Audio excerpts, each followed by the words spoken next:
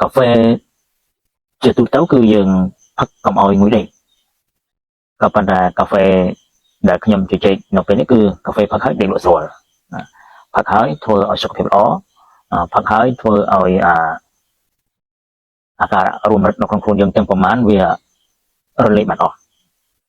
អញ្ចឹងកាហ្វេមួយកែវបានផឹកទៅវាចំណេញបើសិនជាផឹកគ្រាន់តែមកផ្អែមមាត់ទេអាហ្នឹងមិនហៅថាចំណេញពីការផឹកកាហ្វេទេបាទនេះខ្ញុំប្រើកាហ្វេX10ដោយសារតែកាហ្វេយើងវាមានគុណភាពល្អផឹកទៅយើងផឹកមកសន្ទុះដឹងយើងមិនអាចថាដល់ថាផឹកព្រាមដឹងព្រាមទេថាផឹកមកសន្ទុះដឹងគុណភាពអញ្ចឹងតាំងពីខ្ញុំចេះផឹកកាហ្វេមករហូតដល់ឈានដល់កាហ្វេដើម្បីសុខភាព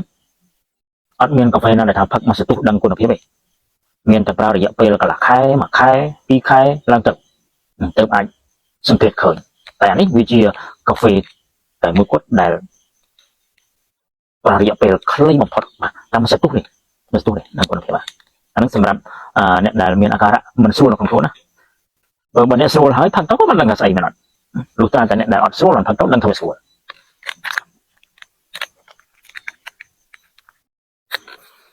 បាទវិធីហូបងាយស្រួលទេទាំងអស់គ្នាគ្រាន់តែហែកកញ្ចប់ហ្នឹងមកចាក់ចូលកែវតែម្ដងបាទចាក់ចូលកែវណាចាក់ចូលកែវមកអានេះជាកាហ្វេតែមួយគត់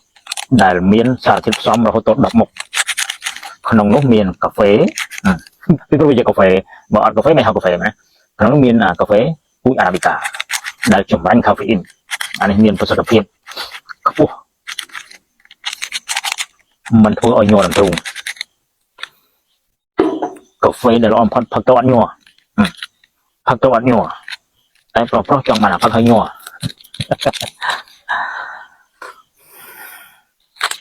សម្រាប់អ្នកដែលចង់បានផឹកឲ្យញ័រកាហ្វេនេះគាត់ទៅផឹកច្រើនកញ្ចប់តិចដល់វាញ័រចំបាត់ស្លាប់ព្រាបឯណាទេ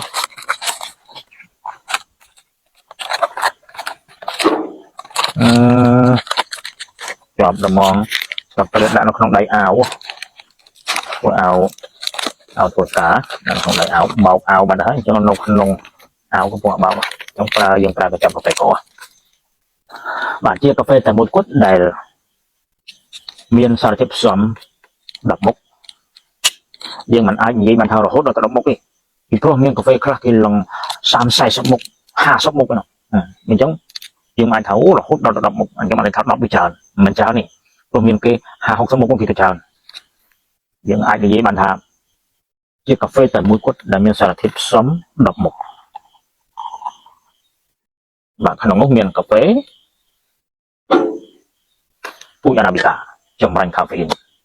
តែខ្ញុំលើកយកតែត្រួសប្រមាណមុខមកនិយាយកាហ្វេពូជអារ៉ាប៊ីកាមានតុងកាត់អាលីបាទតុងកាត់អាលី3ពូជបាទអានេះអាចនិយាយថាជាកាហ្វេតែមួយគត់ដែលមានសារធាតុផ្សំពីតុងកាត់អាលីរហូតដល់13ពូជអានេះអាចនិយាយបានពីព្រោះកាហ្វេនៅក្នុងពិភពលោកនេះគឺអត់មានកាហ្វេណាដែលមានលីតុងកាត់អាលី3ពូជអត់មានទេបើថាកាហ្វេតុងកាត់អាលីគឺមានតុងកាត់អាលីតែមួយមុខទេបាទតែមួយពូជហ្នឹងទេតែអានេះជាកាហ្វេតែមួយគត់ដែលមានលីរហូតដល់13ពូជមានតុងកាត់អាលីពណ៌លឿង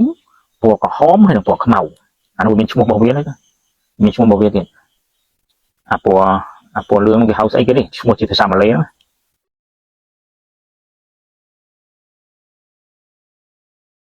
ហើយតុងកាត់អាលីយើងនឹងស្រាប់ហើយអានោះវាជួយទៅលើកលៀនមកបាទជួយខ្លាំងជាងគេគឺរឿងកលៀនហ្នឹង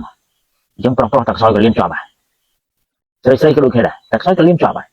រងថ្ងៃតែខ្សោយកលៀនពួកណាពួកអ្នកទឹកនំផ្អែមហ្នឹងឯងពួកហ្នឹងឯងខ្សោយកលៀនខ្សោយបំពេញហ្នឹងមានតែដាវបំពេញអត់ប្រយោជន៍ផងបំពេញខ្សោយបានប្រយោជន៍អីបាទអញ្ចឹងដើម្បីជួយកលៀនយើងឲ្យរឹងមាំបាទតុងកាត់អាលីនៅម៉ាឡេលក់ដាច់កាហ្វេតុងកាត់អាលីហ្នឹងក៏ប៉ុន្តែជាទូទៅវាមានតែមួយមុខទេតែX10យើងគឺជាកាហ្វេតែមួយគត់ដែលមានតុងកាត់អាលីរហូតដល់13ពូជលាយចូលក្នុងហ្នឹងអញ្ចឹងសម្រាប់បងប្អូនដែលមានបញ្ហារឿងលើសជាតិស្ករលើសជាតិអាស៊ីតណាមិនយកច្រើនទេយើងមនុស្សមិនមែនអាគុយណាបាទគុយយើងយកអាស៊ីតឲ្យច្រើនមនុស្សអត់បាច់ប្រើអាស៊ីតប្រើបន្តិចទៅបានហើយសម្រាប់រំលាយអាហារទៅបានលើសជាតិខ្លាញ់យើងមិនជ្រូកទេបើជ្រូកវាត្រូវការខ្លាញ់ច្រើនដើម្បីយកគីឡូតែយើងមនុស្សអត់ត្រូវការខ្លាញ់ច្រើនទេ cho cả khăn là mồm mà này là chân cà phê mà cay nắng mà xem chỉ dân hút rồi nàyสำหรับអ្នកដែលលេបថ្នាំជាប្រចាំអាចធ្វើឲ្យទាំងអស់គ្នាផ្ដាច់ថ្នាំបានណាអាចធ្វើឲ្យទាំងអស់គ្នាផ្ដាច់ថ្នាំបានសម្រាប់អ្នកដែលអត់ឈឺអីទេការពារបងប្អូនកុំឲ្យឈឺមកដល់ថ្ងៃងាប់យកមកណាទាំងអស់គ្នាគេល្អអត់ឈឺទេដល់ថ្ងៃងាប់មកអានេះគេថារៀនផ្លោះថ្នាក់ព្រោះជាទូទៅមនុស្សយើងគឺកើតចាស់ឈឺស្លាប់កើតចាស់ណាជាងផតនេះដល់ពីនោះកើតហើយតែកើតហើយចាស់ហើយកើតតែមួយថ្ងៃមកក៏ចាស់ដែរពីព្រោះពេលវេលាវាដើរទៅមុខកើតចាស់ឈឺបើយើងផឹកកាហ្វេអិចថិននេះជាប្រចាំរាល់ថ្ងៃខ្ញុំក៏រងទីឲ្យមិនផឹកដល់2កញ្ចប់ទេមួយថ្ងៃមិនផឹកដល់2កែវទេផឹកតែមួយកែវក៏បានដែរមួយថ្ងៃមួយកែវផឹកឲ្យបានរាល់ថ្ងៃទាំងអស់គ្នានឹងអត់ស្គាល់ពាក្យថាឈឺទេកើតចាស់ងាប់មកឬមួយក៏ស្ដាយអត់ស្គាល់រសជាតិឈឺពីព្រោះព្រះសម្មាសម្ពុទ្ធទ្រង់សម្ដែងហើយមនុស្សលោកយើងគឺចេះមិនផុតទេកើតចាស់ឈឺស្លាប់ចេះមិនផុតទេប៉ុន្តែបើសិនជាទាំងអស់គ្នាជឿខ្ញុំផឹកកាហ្វេអិចថិនមួយថ្ងៃមួយកែវទាំងអស់គ្នាមួយជីវិតនេះអាចផ្លោះថ្នាក់ឈឺបានឈានចូលដល់ងាប់មកកើតចាស់ហើយនៅមកស្រួលងាប់យកមកចូលមកឥឡូវតែនិយាយទៅជាកាហ្វេអលីលេងសូវឆ្ងាញ់តែតិចលេងឆ្ងាញ់យ៉ាងកាហ្វេនៅក្តៅឡើយ